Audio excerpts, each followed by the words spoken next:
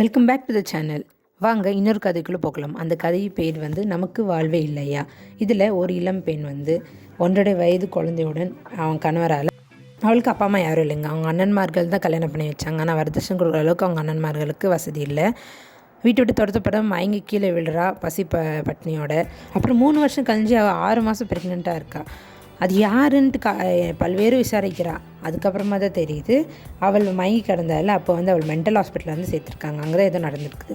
அந்த பையனை வந்து அனாதை இல்லத்தில் வந்து சேர்த்துருக்காங்க. இது வந்து கற்பனை கதையிலைங்க, உண்மையிலே டெல்லியில் நடந்த சம்பவம் சொல்கிறாங்க.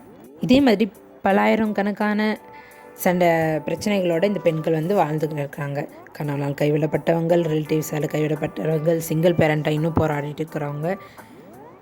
அவங்க எப்படி அவங்க வாழ்க்கையை அமைச்சிக்கிறாங்கன்ட்டு கொஞ்சம் சற்று யோசிச்சு பாருங்கள். சில பேர் எல்லாம் ஐயோ நமக்கு வாழ்வே இல்லையேன்ட்டு நினைக்கிறவங்களும், இருந்து போய் விரக்தி உக்காரவங்களும், தற்கொலை தாட் வர்றவங்களுக்கும், ஓவர் திங்க் மைண்டாக இருக்கிறவங்களுக்கும் கொஞ்சம் ஒரு நிமிஷம் சிந்திச்சு பாருங்கள் எப்படி அவங்களோட வாழ்க்கையை வந்து அவங்க அமைச்சிக்கிறாங்கன்னுட்டு. ஒவ்வொரு உயிரும் வந்து ஏதோ ஒரு காரணத்துக்காக தான் படைக்கப்பட்டிருக்காங்க. அது என்ன காரணம்னு சொல்லிட்டு அந்த காரணத்தை தேட பாருங்கள். அதை தேடிட்டால் அவங்களுக்கு வெற்றி நிச்சயம் அப்படின்னு. சூரியனை புகழ்ந்தாலும் இகழ்ந்தாலும் இந்த உலகத்துக்கு ஒளி கொடுக்குறது அவங்க நிப்பாட்டுறதில்ல. அதே போல் தான் நாம் ஏன் பிறந்தோம் யோசிங்க. சாப்பிட்டு தூங்குறதுக்கா? இல்லை. இப்போ நம்ம சில பிரபலமான பெண்களை பற்றி பார்க்க போகிறோம். வீட்டில் வந்து நிம்மதி இருக்காது. ஊருக்கெல்லாம் சேவை செய்த அம்பூஜம்மாள்.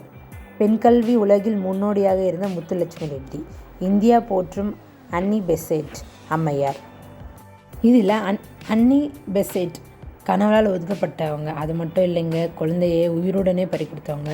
அவங்க இந்த மாபெரும் இழப்புக்கு அப்புறமும் வந்து பிரம்ம சபையை வளர்த்தாங்க. அது மட்டும் இல்லைங்க, சுதந்திர போராட்டத்துலேயும் அவங்கள வந்து வசந்தா தேவி என்று போற்றப்படுறாங்க. இதே மாதிரி தாங்க நாம் ஏதோ ஒரு காரணத்துக்காக தான் பிறந்திருக்கோம். நம்ம சுற்றி உள்ள பட்டத்தை வந்து நாமளே விலக்கி வெளியே வாங்க. உலகம் வந்து மிக பரந்தது, இன்பமயமானது. அது மட்டும் இல்லைங்க, அன்புமயமானதும் கூட. உழையுங்களும் உங்களுக்கு உழைப்புக்கேற்ற பலன் வந்து நம்மளுக்கு கிடைக்கும். அதே மாதிரி அன்பு செய்யுங்கள். அன்பு எகைன் மீண்டும் நம்மளுக்கு கொடுக்கறதுக்கு நிறைய மனிதர்கள் காத்துக்கொண்டு உழையுங்கள். உங்களுக்கு ஏற்ற பொன்னான காலம் வரும். அப்போது நீங்கள் கஷ்டப்படுற 2 மாணவர்களுக்கு வந்து உதவி செய்யுங்களேன். அவங்களுக்கு எவ்வளோ யூஸ்ஃபுல்லாக இருக்கும். அது மட்டும் இல்லைங்க, நம்மளுக்கு அவ்வளோ ஒரு மகிழ்ச்சி நம்மளுக்கு கிடைக்கும். நானும் அதாங்க சொல்கிறேன். அடுத்தவங்களை ஹாப்பி படுத்துக்க பார்க்குறது வந்து நம்மளுக்கு அவ்வளோ ஒரு சந்தோஷம் கிடைக்கும். நீங்களும் அதே மாதிரி அடுத்தவங்களை ஹாப்பிப்படுத்தி பாருங்கள். உங்களுக்கு எவ்வளோ சந்தோஷம் கிடைக்கும்னு உங்களுக்கு தெரியும். ஆசை பணமோ எதுவும் தர வேண்டாம். அன்பு செய்யுங்கள், அதே போதும். ஹாப்பி ஃபேஸாக இருங்க, சந்தோஷமாக இருங்க. மலர்ச்சியுடன் இருந்தால் நம்மளுக்கு எதிராளி கூட எப்படி தெரியுமா, தோற்றே போயிடுவான். கவலையே படாதீங்க, கலக்கலவென்று சிரிச்சிட்டே இருங்க. சூழ்நிலை எப்படி வர தெரியுமா, அப்படியே சுலபமாக மாறிடும்.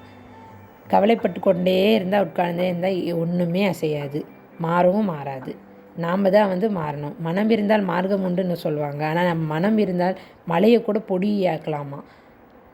அது மார்க்கம் மட்டும் இல்லைங்க, வாழ்க்கையும் மாற்றலாம்னு சொல்கிறாங்க. இது கேள்வி மட்டும் மைண்டில் இருக்கட்டும்.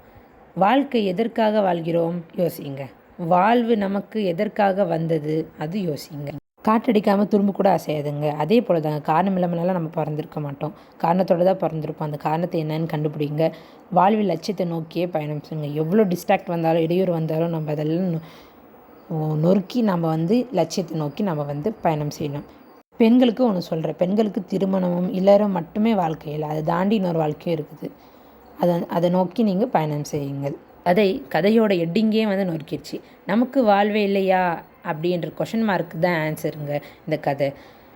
நன்றி, தேங்க்யூ, தேங்க்ஸ் ஃபார் வாட்சிங், பை பாய்.